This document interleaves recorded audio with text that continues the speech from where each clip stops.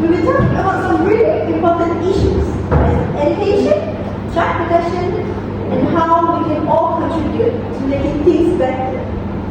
First, let me introduce our panelists for today.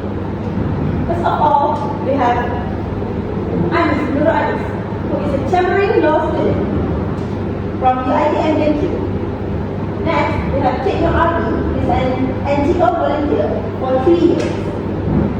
Next, we have Cik Nur Alia, who is a teacher at Sekolah Kebahasaan Sungai Tering in rural Sarawak for 4 years.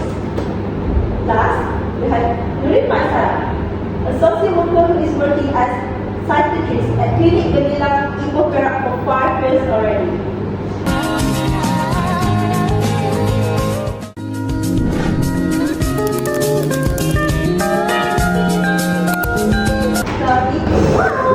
First, I'm going to talk about Malaysia Child Act 2001 and UNCRC.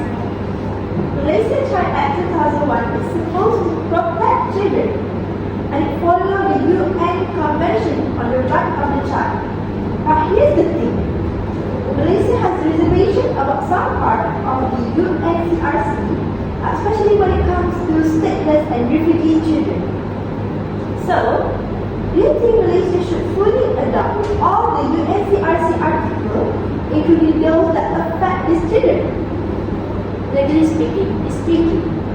If we give full strike, people might argue that it encourages more undocumented migration. But at the same time, we're talking about kids who was born here and they will have somewhere else to go. They deserve basic education and healthcare. Exactly, these kids are responsible for their legal status. I work in a refugee center in El Shaddai Central Plus Lahore that offers education for stateless children, which people can also participate by joining their websites, that is acb.org.my. Back to the point, many of them just want to go to school and have a future. It's heartbreaking to see them struggle. Well, I think we need a more well-grounded approach.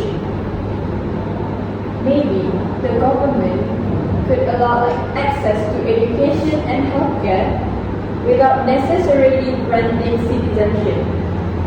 That way, the kids can get the help they need. But Malaysia still controls the immigration policies. I think United States are such a good idea. I really would love to improve about it.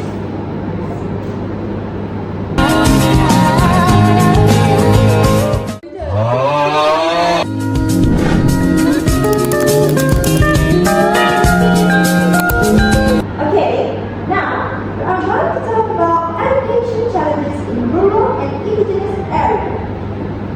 Education is a right, but for some kids, it's just not that easy to get.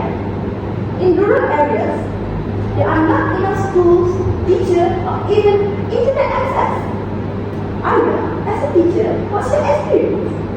Honestly, it's tough. Some of my students travel for hours just to get to schools. And when they get here, the facilities aren't great. No proper internet, old books, and not enough teachers. And for indigenous kids, language is a huge barrier. They struggle because everything is taught in Bahasa Malaysia, which isn't always their first language. Well, that is so unfair. I feel like the government should offer better incentives for the teachers who are willing to work in rural areas. Maybe a higher salaries or extra training. But also it can be a housing support as providing subsidy or free housing options, or maybe housing allowance, right? Yeah, and many community-based learning centers will help too.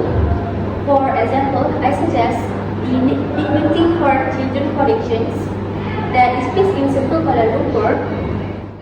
They accept those who are indigenous and they aren't too strict with applications.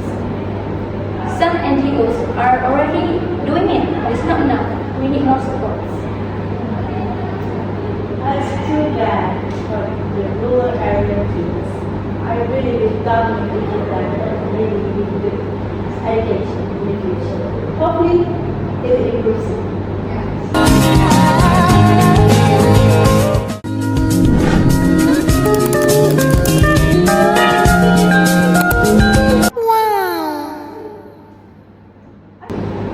Now, we are going to talk about child poverty and basic things. Let's talk about child poverty.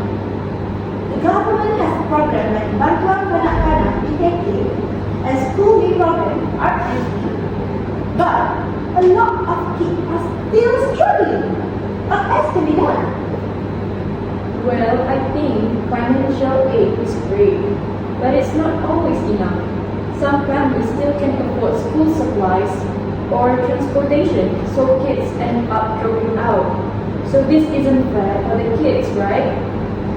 About this topic, I also wanted to touch a bit about financial assistance to families, like a direct financial support, such as conditional cash transfer, so they could use that money for their own need, right?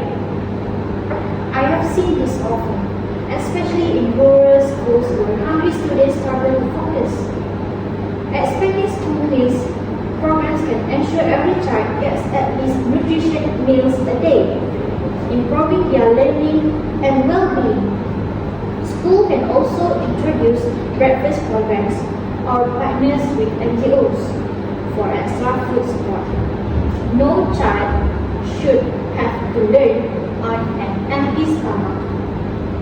Maybe we should also focus on vocational training teenagers. Not everyone can afford to go to university, but if they learn a skill, they have a better chance of breaking the poverty cycle. I really agree with Anne's opinion.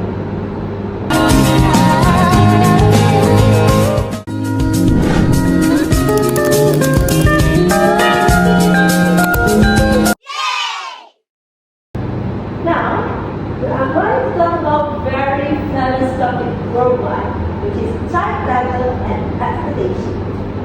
Child labor is still happening, especially in plantation, fishing, and domestic work. The law says kids under 15 can't work, but the enforcement is weak. What do you think should be done? The biggest issue is enforcement.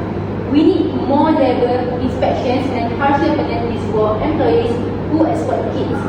Just recently, a case in Sabah exposed how children were being forced to work in palm oil plantations under harsh conditions. Without proper oversight, this will keep happening. I agree, but awareness is also important. A lot of people don't even realize when they are seeing child labor. If more people knew about it and reported the cases, this might change faster.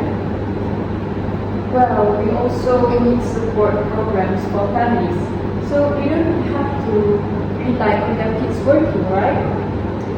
Some parents don't want to send their kids to work, but they feel like they have no choice. So we have known a lot of programs and organizations that can help to prevent this from happening, such as Child Protection Service, which can rescue and rehabilitation. Some NGOs and governments run programs to rescue children from exploit, labor situations, provide rehabilitation, and reintegrate them into society.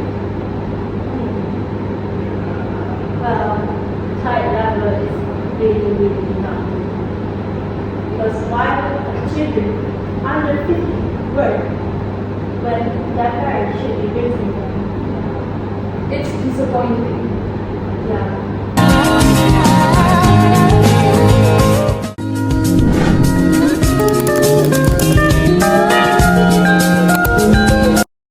So, last but not least, for our topic today will be cyberbullying and online safety.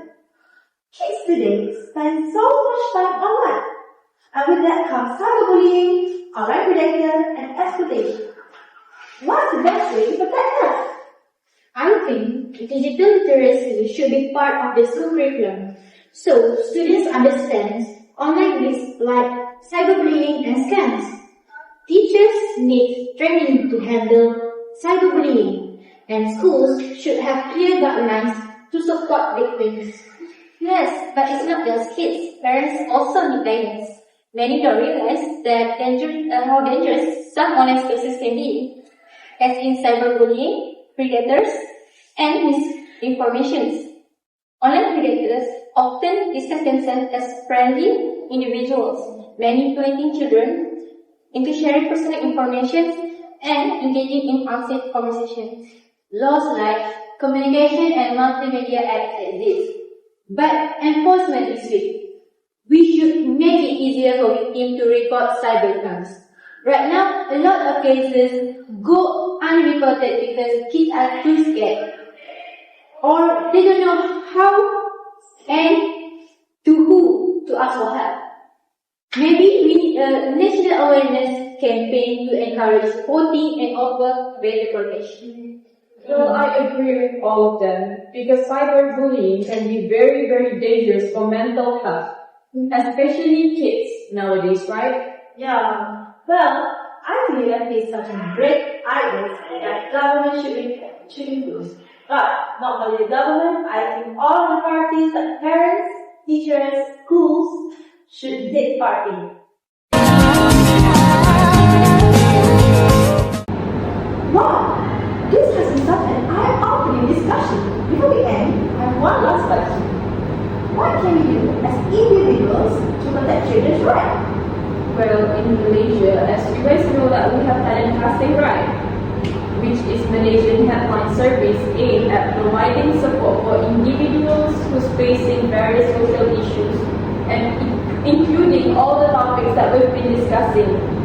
The helpline can be reached at 15999 and it's offer confidential platform where individuals can report abuse and a lot of cases such as neglectation, exploitation, and there's a lot more that we can report.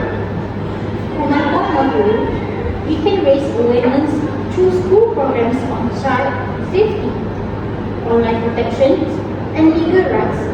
Programs like anti-bullying campaigns, digital literacy workshop, and child protection talks can help students understand their rights and stay safe. Schools can also work with NGOs to provide mentorships and scholarship programs for underprivileged children.